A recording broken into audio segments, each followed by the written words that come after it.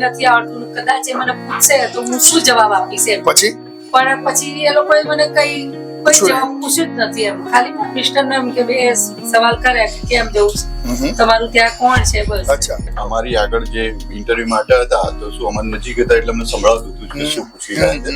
તો વિઝા ઓફિસરે એમને પૂછ્યું એટલે એમને એમ પૂછ્યું કે તમારું ત્યાં કોણ છે. એટલે એમને કીધું કે મારી ડોટર ત્યાં છે, સ્ટુડન્ટ પર ગઈ છે. તો વિઝા ઓફિસરે એમ પૂછ્યું કે તમારા જે ડોટર ગઈ છે એનું કોઈ તમારી પાસે F1 કોપી કે પાસપોર્ટની કોપી છે? તો એમની પાસે કોપી હતી નહીં. તો એમને એમ કીધું કે અમે ભૂલી ગયા, જે બી થશે. પણ પછી વિઝા ઓફિસરે તરત જ એમને રિજેક્ટ કર્યું.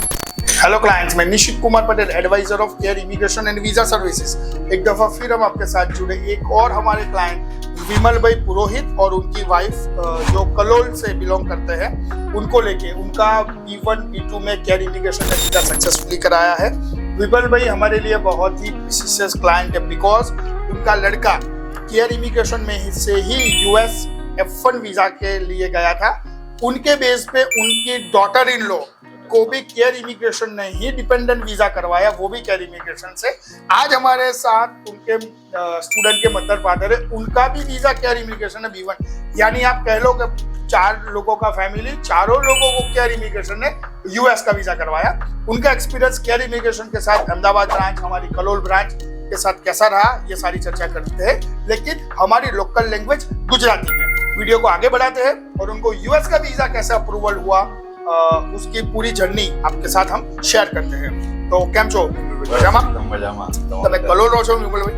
એકચ્યુઅલી અમે ગાંધીનગર રહીએ છીએ. અચ્છા. પણ કલોલ અમારું બીજું ઘર કે તમે સમજી લો એમ. અચ્છા, તો તમે કલોલની બ્રાન્ચમાં જે તમે ફાઇલ મૂકી તમારી વિઝિટર વિઝાની ભરત સર, તો કલોલ બ્રાન્ચનો એક્સપિરિયન્સ અને કેરનો એક્સપિરિયન્સ વિઝા માટે કેવો રહ્યો તમારો? જો અમારો કલોલ બ્રાન્ચનો એક્સપિરિયન્સ જે ભરતભાઈ છે એમને પણ અમને ખૂબ જ સરસ અને સંપૂર્ણ માર્ગદર્શન આપ્યું હતું. પણ અમારે થોડું વધારે માર્ગદર્શનની જરૂર, કારણ કે શંકાઓ બધી કેટલી હોય મગજમાં. સાચી વાત છે. એટલે એમને કીધું તમે અમારી મેઇન ઓફિસમાં પણ જઈ આવો, તમને જો શંકા લાગતી હોય તો તમે ત્યાં જઈને ચેક કરો, તમને સંતોષ થાય આપણે એ રીતનું જ કામ કરવાનું છે. પછી અમે અહીંયા આવ્યા. અહીંયા પણ અમને સ્ટાફનો ખૂબ જ સહકાર મળ્યો. રીતા મેડમ સ્પેશિયલી એ પણ ખૂબ જ સહકાર મળ્યો. જેથી કરીને અમારી જે નાનામાં નાની શંકાઓ હતી તમામ પ્રકારની શંકાઓ દૂર થઈ અને જે અમારી જે બી પ્રોસેસ નહોતો એમાં હરદીને એમને મદદ કરી છે. બધા એકદમ સ્મૂધલી થયું છે અને અમે કોઈ બી ટેન્શન ફ્રી અમે રહ્યા હતા. અમને એવો વિશ્વાસ હતો કે આ કરશે ને એકદમ કમ્પ્લીટ જ કરશે. અને કમ્પ્લીટ થયું. યસ, સામે છે. તમે જ્યારે ન્યૂ દિલ્હીમાં વિઝા લીધા હતા ને, તો ન્યૂ દિલ્હીમાં એવું કહેવામાં આવે છે કે લેંગ્વેજની થોડીક તકલીફ પડે છે અથવા વિઝા રેશિયો નથી બેન, તો એનું શું તમારું કહેવું છે? ન્યૂ દિલ્હીમાં શું અનુભવ હતો? તમને ડર બી હતો કે હિન્દી પણ નથી આવડતું? હા, તો શું હતું? મને ડર હતો કે હિન્દી નથી આવડતું, કદાચ એ મને પૂછશે તો હું શું જવાબ આપીશ એમ. પછી પણ પછી એ લોકોએ મને કોઈ જવાબ પૂછ્યું જ નથી એમ. ખાલી મિસ્ટર એમ કે બે સવાલ કરે કે કેમ જવું છે, તમારું ત્યાં કોણ છે, બસ. અચ્છા. બે સવાલ કરીને તરત અને ખાસ અમે કહીએ છીએ ત્યારે કે US ગવર્નમેન્ટ અથવા US ઇમિગ્રેશન ઓફિસ વાળા કશુંક ને કશુંક હવે ડોક્યુમેન્ટ માંગે છે ક્લાયન્ટ પાસે. તમારી જોડે કોઈ ડોક્યુમેન્ટ માંગવામાં આવ્યા હતા? અમારી પાસે જે ભરતભાઈ હેતા મેડમે ફાઇલ કરાવી હતી એમાં અમને સ્પેશિયલી કીધું હતું કે તમારા સનના પણ બધા જે ડોક્યુમેન્ટ છે, ધારો કે પાસપોર્ટ છે, એની F1 ની કોપી છે, એનું જે બી ડ્રાઇવિંગ લાયસન્સ હોય, એડ્રેસ પ્રૂફ હોય, બધું લઈ જાઓ. બધા ડોક્યુમેન્ટની ઝેરોક્સ અમને પિન કરાવી અને મુકાઈ હતા.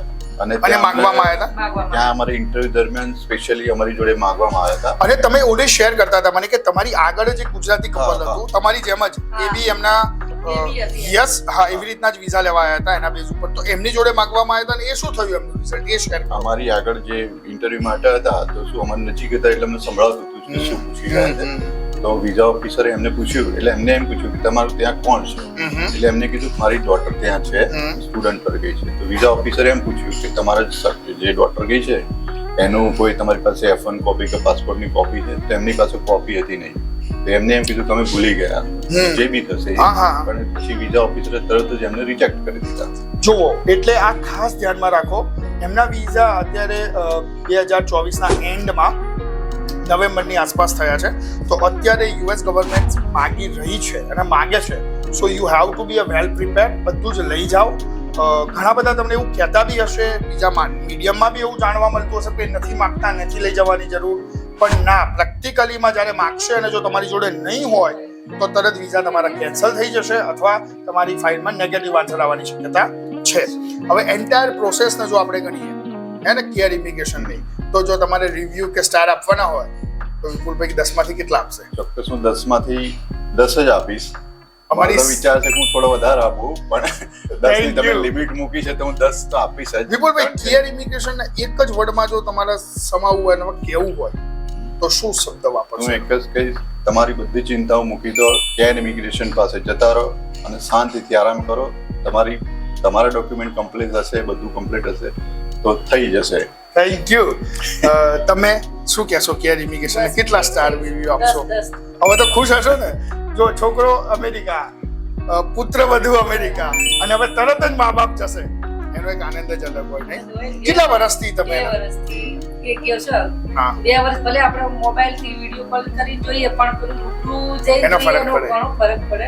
અને તરત જ અમે આશા રાખીએ છીએ કે તરત જ તમે પહોંચો અને આ તમારી વિઝાની copy. Congratulations Vipulbhai, congratulations. Thank you. અને એમની મિસિસના પણ 10 વર્ષના multiple visa. Nainaben, yes, congratulations Nainaben. ऐसे ही हमारे और स्टूडेंट्स, पेरेंट्स और क्लाइंट की जर्नी केयर इमिग्रेशन आपके साथ शेयर करता रहेगा.